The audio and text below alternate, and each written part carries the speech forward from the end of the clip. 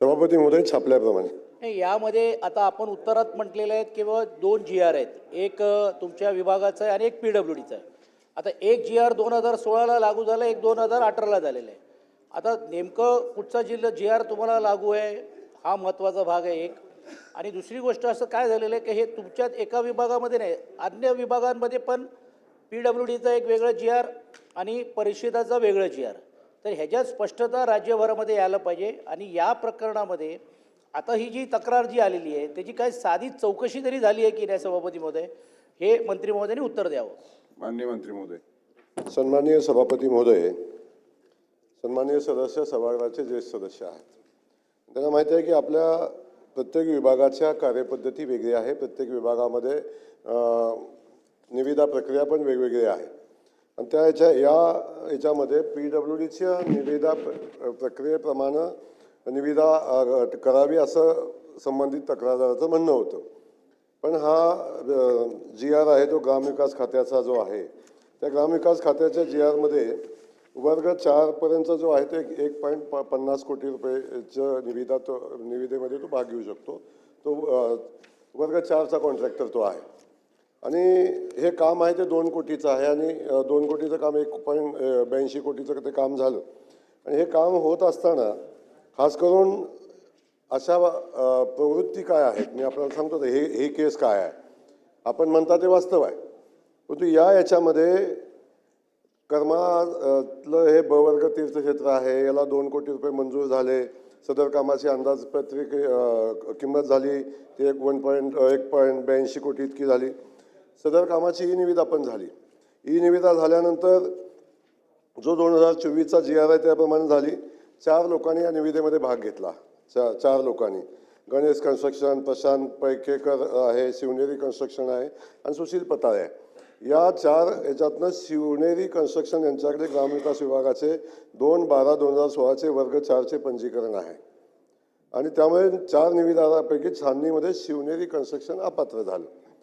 ही निविदा उघडल्यानंतर हे बिलो 0.72 म्हणजे बिलो टेंडर आलं 0.72. आणि ते आल्यानंतर ते शिवनेरी कन्स्ट्रक्शननं त्याची तक्रार केली. जिल्हा परिषदेचे मुख्य कार्यकारी अधिकारी यांनी त्याचं हिअरिंग केलं. 1/4/2012 निकाल देऊन त्यांनी या शिवनेरी कन्स्ट्रक्शनला अपात्र केलं. आणि ते अपात्र केल्यानंतर जी गणेश कन्स्ट्रक्शनची निविदा आली ती पात्र झाली आणि त्याला कार्यारंभ आदेश देण्यात आला. जेव्हापासून हा आदेश देण्यात आला तेव्हापासून शिवनेरी कन्स्ट्रक्शन म्हणून जे ही कंपनी आहे किंवा ते रजिस्ट्रेशन आहे त्यांनी सातत्यानं काही ठिकाणी जाऊन तक्रारी करायचा प्रयत्न केला. आणि त्या ठिकाणी हे काम मलाच मिळालं पाहिजे अशा पद्धतीची भूमिका घेऊन अधिकाऱ्यांना पण ब्लॅकमेल करायचा प्रयत्न केला आत्तापर्यंत.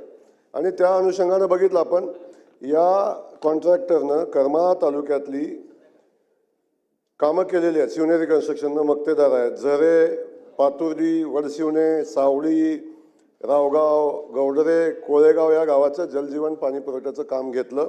ते अर्धवट आहे, पूर्ण झालं नाही. लोकांनी आंदोलन केली, आमसभा झाली. आमसभेमध्ये लोकांनी तिथं येऊन दंगा केला. त्याच कॉन्ट्रॅक्टरनं पुन्हा जलसंधारण विभागाची कामं घेतली. पोत्रे क्रमांक 1, पोत्रे क्रमांक 2, पोत्रे क्रमांक 3, पोत्रे 4, कोर्टीचा एक आहे, अर्जुननगरचा आहे, सालसेचा आहे, केजचा आहे, KL आहे, कासार KMचा आहे. या सगळ्या पाझर तलावाची कामं घेतली. त्यातली 2च चालू केली, बाकी एकही काम चालू केलं नाही. एवढी कामं त्याच्याकडे असताना ही कामं त्यांनी पूर्णत्वाला नेली नाहीत, काही केलं नाही. फक्त जायचं, टेंडर भरायचं आणि प्रत्येक वेळी तक्रार करत राहायचा हा स्वभाव. असं मी स्पेसिफिक का सांगतो, लोकल आमदार ते तर तुमच्या पक्षाचे आहेत, नारायणआबा पाटील. त्यांनी आमसभेमध्ये ठराव घेतला की याला काही करा, ब्लॅकलिस्ट करा. ह्या कामं घेतो आणि कामच करत नाही. आमसभेचा ठराव पण माझ्या हातात आहे. तेव्हा अशा पद्धतीनं काय ठेकेदार आहेत, या ठेकेदार सातत्यानं दिसेल तिथं टेंडर भरायचं, आडवं जायचं, कॉम्प्रोमाइज नाही झालं की पुन्हा तक्रारी करायच्या आणि अशा पद्धतीनं लोकांना, अधिकाऱ्यांना ब्लॅकमेल करायचं. अशा पद्धतीची भूमिका हे सातत्यानं घेणारे कॉन्ट्रॅक्टर आहेत. मी या निमित्तानं आपल्याला एवढंच सांगेन की आपण ज्येष्ठ सदस्य आहात, आपण ही प्रक्रिया पाहून घ्या. मी सगळे डॉक्युमेंट आपल्याला पाठवतो. ह्याच्यात काय अनियमितता झाले असेल असं तुम्हाला वाटलं तर मला सांगा, आपण कारवाई पण करू.